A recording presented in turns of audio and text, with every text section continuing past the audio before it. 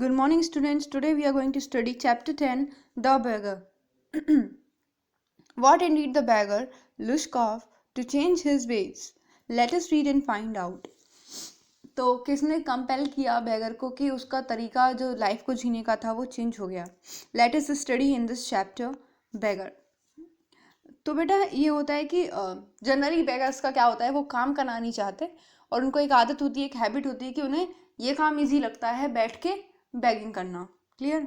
लेकिन अब इस स्टोरी में हम पढ़ेंगे कि इस बेगर ने the way of life he used to spend, he change that way. Okay, now let us read the text. Kind sir, have pity, turn your attention to the poor man. तो ये कहता है, kind sir, have pity, turn your attention to the poor hungry man. Paragraph 1. ठीक है. For 3 days I have had nothing to eat. I haven't 5 kopecks for a lodging. I swear it before God. For 8 years I was a village school teacher and I lost my place through intrigues. I felt a victim to calumny. It is a year now since I have had nothing to do. तो वो कहता है, kind sir, please मेरे पे दया करो कि मैं एक पुअर और भूखा इंसान हूँ. 3 दिन से मैंने कुछ नहीं खाया है और मेरे पास 5 पैसे, मतलब एक कोपेक्स होता है बेटा आपका रशियन करेंसी, जैसे हमारे रुपीज़ होते हैं, और कोपेक्स आपके होते हैं ये जैसे कि हमारा पैसा. ओके, तो इस तरीके से कह रहा है कि मेरे पास 5 पैसे भी नहीं है कि मैं रह सकूं.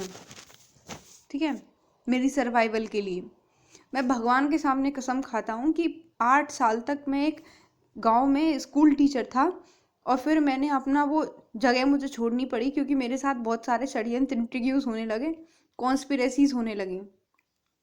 आई felt a victim to कलमनी.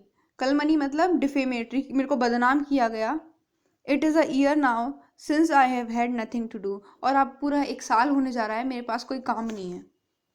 The advocate Sergei looked at the ragged, fawn-colored overcoat of the suppliant, at his dull, darkened eyes, at the red spot on the either cheek. It seemed to him as if he had seen the man before. तो जो एक advocate है सरगाय, बेटा इसमें हमारे 3 characters आने वाले हैं. एक तो ये बेगर है जिसका नाम है लुश्कॉफ, और इसके बाद में हमारे आएंगे सरगाय जो कि एक एडवोकेट हैं, और इनके बाद एक कुक आएगी जिसका नाम है ओल्गा. 3 कैरेक्टर्स हैं और ये पूरी स्टोरी इस बेगर के अराउंड रिवॉल्व कर रही है. क्लियर? तो जो एडवोकेट सरगाय हैं, पैराग्राफ नंबर 2 है. जो दो एडवोकेट सरगाय हैं वो उसकी तरफ देखते हैं. रैग्ड मतलब एकदम बेचारा बुरी हालत में जो रखा है वो बेगर, उसकी तरफ देखते हैं. फोन कलर्ड ओवरकोट मतलब फोन कलर मतलब ब्राउन कलर का उसने ओवरकोट पहन रखा है. सप्लायंट मतलब जो हम्बल रिक्वेस्ट कर रहा है, मतलब विनम्रता से उनसे रिक्वेस्ट कर रहा है, उसको लिए बोला गया सप्लायंट. और उसकी डल आइज जो कि मतलब बहुत ही ज़्यादा डल, समझ रहे हो, एकदम गई गुजरी सी जो उसकी आंखें, मतलब वीकनेस या कुछ इस तरीके से उसको दिख रहा है. और उसके चीक्स पे दोनों साइड में रेड स्पॉट है, मतलब लाल हो रहे हैं उसके गाल. इट सीम टू हिम मतलब जैसे कि कुछ लग गया हो उसकी वजह से, और ऐसा लग रहा है कि उनको, एडवोकेट को, कि इस इंसान को उन्होंने कहीं देखा है. The advocate Sergei looked at the, यहाँ पे 3rd paragraph. I have now had an offer of a position in province of Kaluga. The mendicant went on, but I haven't the money to get there. Help me kindly.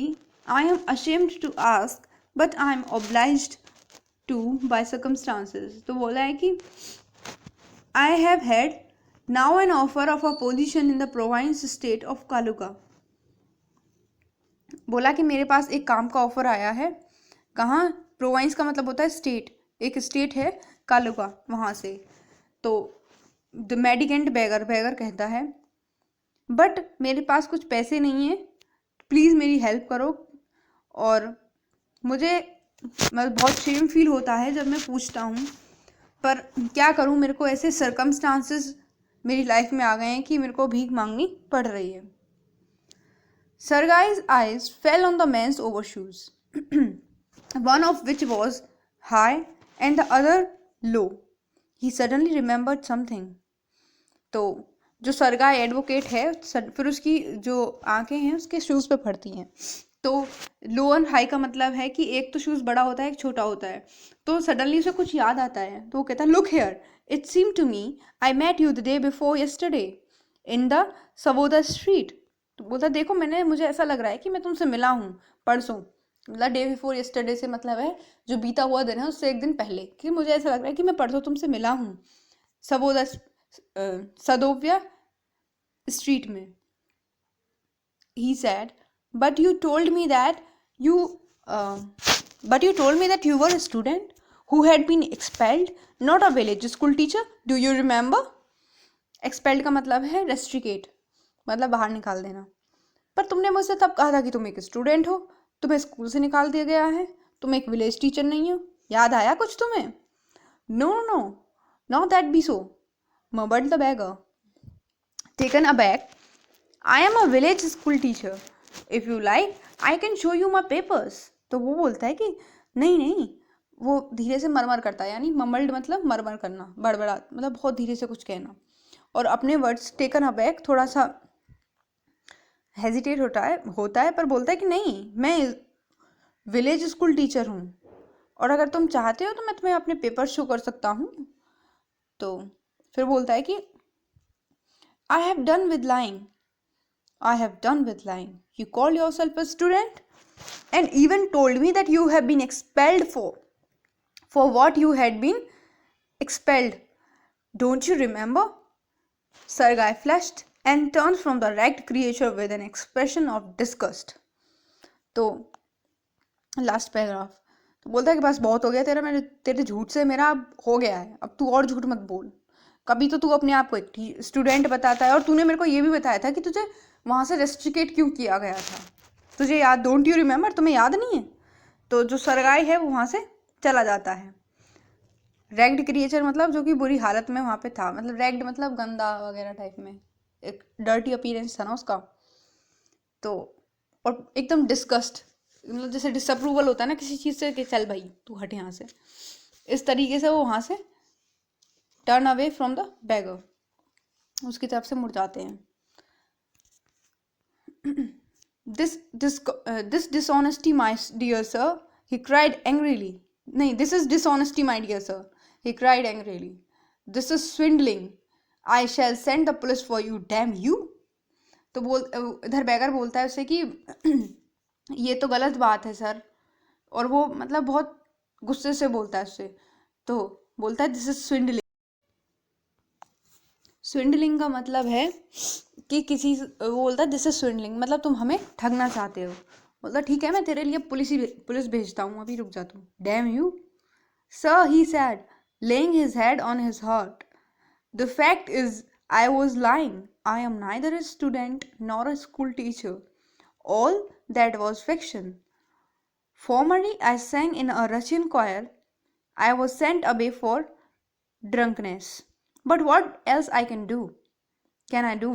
I can't get along without lying.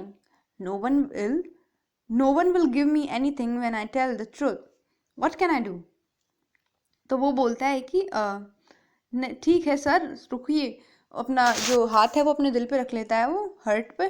फिर बोलता है कि fact तो ये है कि मैं झूठ बोल रहा था आपसे, ना तो मैं स्टूडेंट हूँ और ना मैं स्कूल टीचर हूँ, पर ये सब जो है एक फिक्शन है, एक स्टोरी है, मेरी मनगढ़ंत कहानी है।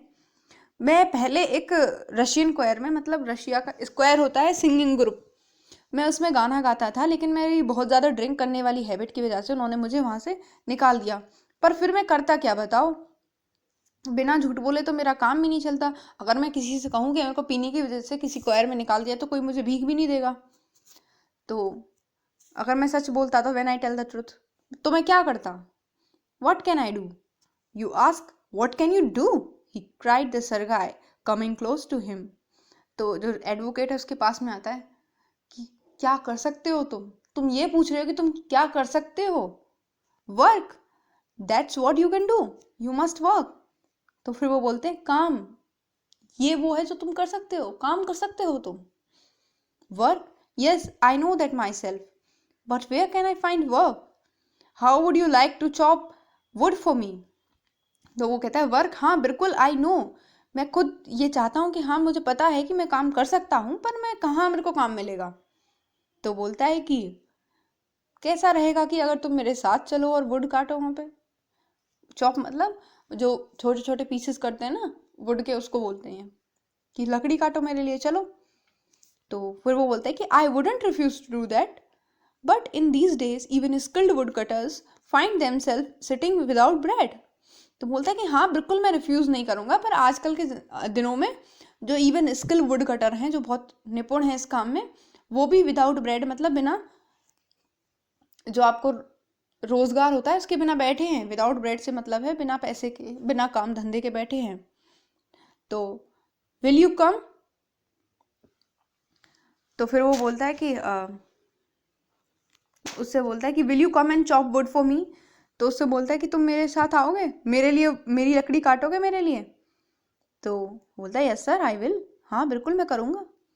Very well, I will soon find out. तो बोलता है कि ठीक है चलिए। सरगाई हेस्टेंड अलोंग, सरगाई बहुत जल्दी जल्दी, हेस्टेंड मतलब जल्दी चलते हैं।